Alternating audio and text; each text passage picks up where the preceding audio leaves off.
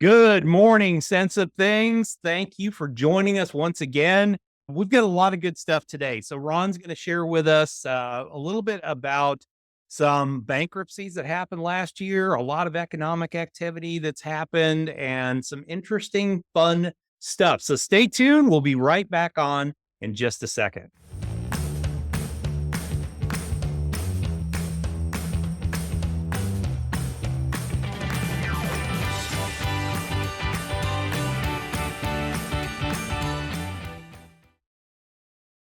All right, folks, welcome to the show. Hey, Ron, how are you doing? Good morning, Jeff. I know it's our second episode of the new year. I got some fun stuff to share.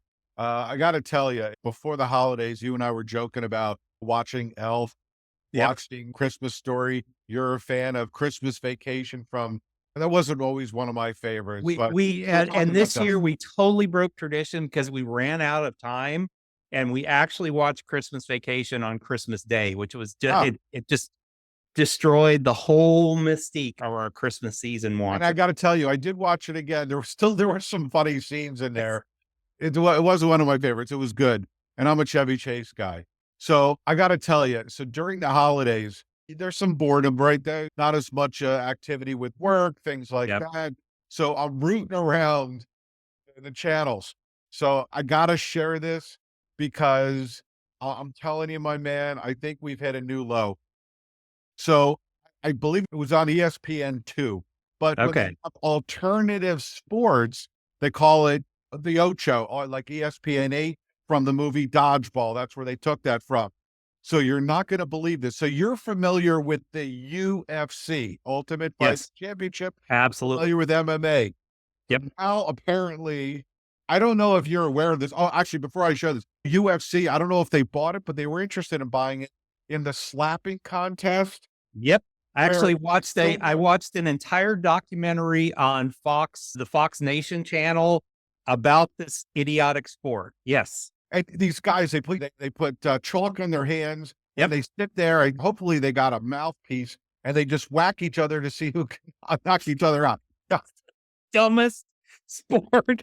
no, wait, hold on. I'm gonna probably one up you because I don't think you've seen this. So I'm sure to I'm make this next sport have some credibility, they brought in former MMA fighters. Oh, good Okay, ready Lord. for this? So you've heard of the UFC. Uh, They now also have the PFC, the Pillow oh, Jesus. Champion. I am not kidding. You can go to this website. I was going to try and do pictures of the fighters or a video, but I didn't Wow. know about copyright, so I didn't do it. So you're going to love this. So here are their sponsors. Manscaped is their lead sponsor. Okay. And here are official Pillow Fight pillows that you could buy from Harris Pillow Supply. So it's Wow. basically a pillow with canvas handles that you're whacking with each other. And the best Oh, part, I really love the top there. Combat pillows. yes, Yep. hold on, it's going to get better, my friend. So when you're watching this, I love the announcer. They got a top-notch announcer to try and make this sound like combat guys, right? Oh, a spinorama, things like that. So anyway, Wow. when this fight was done, first of all, they have ring girls. Okay. Okay. Horse. Yeah. Then there's a $5,000 prize for the champion of the fight. Now, Wow. when they were showing this, it literally looked like it was in a high school gym. It was in Rockville, North Carolina. So here's the best part. When the announcer is ready to announce the champion, Mhm. he's going through like the nicknames. Do you remember with Sylvester Stallone Yep. and Apollo Creed, the master of disaster? He had Yep. all the great nicknames. So here they are. These are some of the ones that they have for the Pillow Fighting Championship. So they add some taglines for the new champion. And Okay. I'm not going to do it justice, but there were three fantastic ones that I had to pause, go back and write down for this. Here we go. King of Pillow Pugilism. Wait, it gets better. The master of nocturnal knockout. Okay, here we go. The last one was the ferocity of My God. It's not. We So here's the operative question. Have we hit a new low? absolute low. I thought, honestly, I thought the slapping idiots was bad. This is awesome. But This, hold on, go to the website. They have some video of these two guys oh, just just literally beating the trying to crap buy. out of each other with a canvas pillow. Well, Wow. this is on Oh, excuse ESPN. me, Obviously, not a it's on at canvas an odd pillow, hour. but a combat pillow. I think the funniest part though is that they're Oh, also sponsored by Dr. Pepper. So I'm trying to figure out how Dr. Pepper fits into this. Besides the fact of somebody going, "I'm a pepper, you're a pepper," hit them in the head with a pillow. but also notice the logo of PFC. I wonder if UFC, if this is a subsidiary, or Oh, they're it just has trying to to be. branch out into anything. Yeah, it has to be. And Dana White is a genius when it comes to promotion. But yeah, it just sounds too much like something that UFC is involved with. Yeah. Some- All right. Wow. Moving on. But yeah, you got to check it out. I was afraid to use any pictures of the fighters or the video, but oh my God. Oh, Like I I've said, I got to wish I see could make this up, but the I'm not. master of nocturnal knockout. So here we are. These were companies that went bankrupt last year. Yeah. Now, I don't think most of them were Chapter 7, which was liquidation. These were Mm, Chapter 11. But remember, mid-year, we were talking about Red Lobster. yeah. Stoli is interesting because I don't know if you saw the thing that came out in the last couple of weeks. All the alcohol companies have been hurting in the last couple of Mm, months because they're saying millennials aren't drinking as much. they're Well, I really will not. say, Yeah. yeah, I am a vodka and tequila snob. Mm, Right? I yep. do not drink any vodka or tequila owned or endorsed by a celebrity other than Skull Vodka, which Dan Aykroyd owns, and he bought the company to save a town in Canada. Yeah. But I gotta tell you, the one vodka I always hated was Stoli. Yep. So this is interesting. Yeah. It's really, I mean, it's a totally new world with millennials, and especially Gen Zers. You know, those ones that are turning 21 and you would think they'd be out drinking and they're just, that's just not how they're wired. And when we were growing up in the 80s and the 90s, yes, was in its heydays. Yep. But I can tell you, I was at one about 10 years ago. It seems like it's been on a steady decline for a while. They tried to give it a refresh with the brand and whatever. That's been steady. But it's still, when you go into them, they're the same kind of, they just look like they're from the 80s. It reminds me of, what was it? The prime rib place when we were growing up.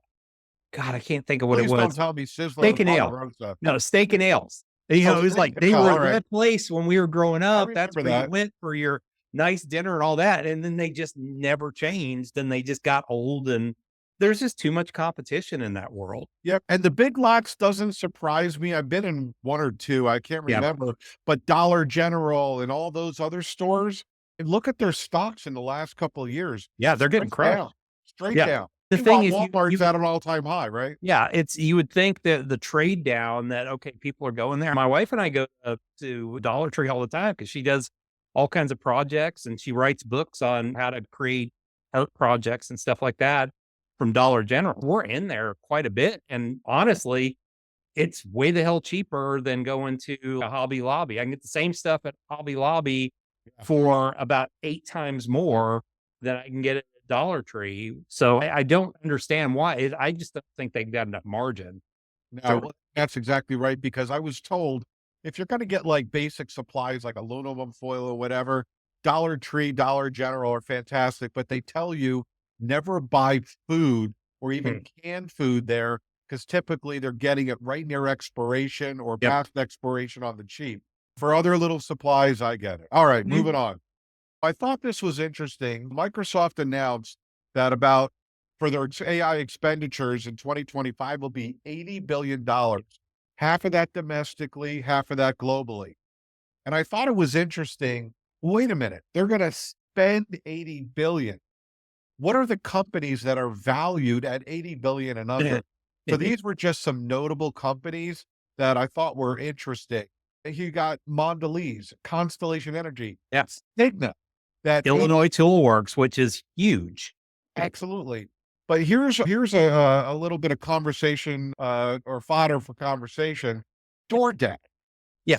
$51 billion. And How? you know what? This is what always has gotten me about this.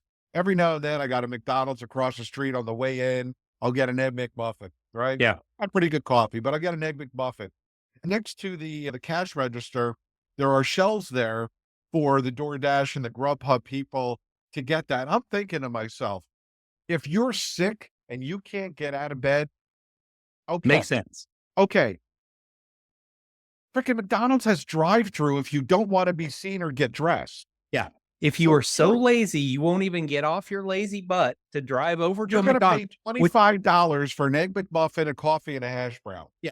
By the Rarely, time you get done with DoorDash fees and gratuity. yeah. Rarely, if ever, can you be more than about 4 or 5 miles from any fast food restaurant, unless you live way out in the middle of the country and you couldn't get a DoorDash out there. Yeah. Yeah, The world has changed. yeah. I mean, put on a freaking robe, get in the car, go Yep. through drive-through, give me a break. This is where like the excess of, yeah, I got a buck in my pocket, screw Mhm. saving 50 cents. Yep. This is ridiculous. But I also had to look them up. DoorDash hasn't really made any money. I Of think course they're not. expected to make a profit this last quarter, but think about how many deliveries they have to do. Mhm. And by the way, their forward PE ratio is like a 37 because that's expected. It's expected because they haven't been making any money. There's no peg ratio. There's obviously no dividend. I don't know. Yeah. I don't know Well, and how. I mean, that's the only thing they do. I look at Uber Technologies, and Uber has they've so diversified what they do. It's such a better investment in the Well, long run. Not recommending you buy Uber. I'm just saying it's a better no, investment but you come on, Jeff, give me a break here. DoorDash has a higher capitalization than than Target, Republic Services, Northrop Grumman, and FedEx. yeah, it's just it's insane. All right, enough of that. Anyway, I just thought it was just some interesting taking a look at what companies are worth, what Microsoft is spending, and then DoorDash just Well, and Microsoft up. also, they just announced, what was it, 3 or 4 weeks ago, that they're acquiring the former 3 Mile Island facility. Oh, that was a while ago. Yeah. Yeah, so that they Yeah. can power their data centers and stuff like that. That is absolutely insane that these private companies are basically building Yeah. new reactors to be able to manage their data centers. And when they had their accident in 1979 or 80, I lived 100 miles east of that. Yay.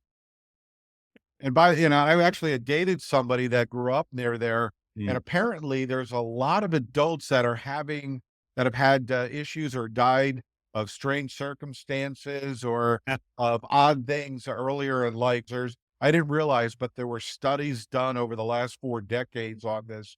And somebody had brought it up to me. She had brought it up to me. It was pretty interesting. We'll see if they make the improvements. We'll see. Yeah, hopefully. All right. So I thought this was interesting because we always follow the 10-year yield. And this Mhm. is the number, what happens in the cumulative change in 10-year yields after the Fed starts cutting rates. And I Okay. realize this looks like a bunch of spaghetti here, but obviously when they start cutting rates, this is the beginning or during sluggish time in an economy. And Mhm. I thought this was interesting that this is only second fastest increase in the 10-year next to 1981 Okay. when Reagan came in and he had a horrible recession. It was short-lived, but Yeah. everybody thought, here we are, it's the 1970s all over again until he went through deregulation and tax cutting and things like that. So Mhm. we'll have to see what happens if this is a Reagan 2.0, even though interest rates were much higher then. Sure. We'll see. I think economy was way worse back then. Oh, yeah. But you and I both remember like sitting in our parents' cars where you had to go every odd day to get gas and Yeah, stuff. that was like 78-ish. Yep. Yeah, that was the odd even. Yes. And it was like if you had an even number one day, odd number the next day, and if you ended with a letter, I think it was A through K was like the odd day and L Yeah. through Z was the even day. Yep. Something like that. I Yeah. It remember. was insane. So, yeah, it was just like I said, Carter was not the greatest of presidents, but he was dealt a pretty tough hand to begin with. So, I agree. And then my last one, I had to bring this up because when we were going through our expectations for 2025, yep. healthcare was one of my big things, and I really thought that was mainly going to be because of future M&A. Well, I Yep. saw this yesterday, and I had to borrow the slide. I did not realize just the lack of M&A during the Biden administration. Yeah. Look, a lot of people were not happy. That's a whole separate conversation. But you want to talk about just absolutely putting handcuffs on deals, and maybe some of them are well founded as far as you know against bad for the consumer, whatever. But Mm, this chart is terrible. I mean, that's can't even compare it with 2020 because of COVID, but yeah. it's just terrible. It's okay. There was a reason, okay, there's an economic reason in 2020, 2021. Companies were just, okay, we can't make any decisions at this point, but this is just straight up governmental. We're just going to put every block in the way and not allow any of these deals to come. It's wow. But that is a massive drop. So Absolutely. hopefully we'll see some because there's a lot of mess. You think about all those bankruptcies that you showed up there. Why were there not other companies going, hey, let's see if we can, like Stoli, okay, you went bankrupt. Okay, maybe somebody else wants to pull that into their portfolio like Because their Constellation. assets there, they just gotta Yeah. refinance the debt. Yeah. Yeah. Wow. Oh, that That that is was interesting to some of those things. We'll have more next week. We'll have to see because M&A absolutely spurs the markets. I don't know how much we're gonna see this year. We'll have to see because there are other priorities, but, certainly if the market does precipitously pull back, which we're not wishing for, but if it does, M&A activity should absolutely pick up, it should and I pick up a think the lot. Yeah. bigger I think the biggest will get bigger. Yeah. And we've seen that in the banking systems and everything else. The bigger get bigger and the smaller struggle at that point. And there's a few companies in the middle that they're fighting for either direction at that point. Yeah, I think there's always going to be investment opportunities. We just have to find them and deal with them when we have that opportunity. So I hear you. So I guess we'll have to give PFC Pillow Fight Championship updates at least once a month. And if we can get the copyright permission, gotta show a couple of clips just to do an outtake of our podcast. I here's my absolute dream, and I will leave it with this: All right. the Florida Man PFC series. It would be awesome. King of Pillow Pugilism. Oh, Pula. That is awesome. Yes. Thank you for Hear you. sharing that because I honestly, I thought you were going down the path of the slap championships and you just added so much value today. Oh my goodness. Oh my goodness. All right, folks. Can I Well, tell you, I've been holding those slides for 2 weeks. I couldn't I've been control putting it. it together and I saved the episode. I had to go Uh, back and get the thing. Oh, That yeah, is yeah. awesome. That is absolute awesomeness. Folks, go out there, join the Pillow Fighting Championships and watch it. It's like on ESPN 45, I'm sure, at this point, because it can't have moved up that far. But we're here for you. Welcome to the new year. Can't wait to share a lot with you. Make sure you subscribe to this channel right now. Do it wherever you're at. Do it on the podcast channels, do it on the YouTube channel, and make sure you are listening because we've got all kinds of fun stuff like that. And we have added a lot of value with the Pillow Fighting Championships this week. So we'll see you here next week.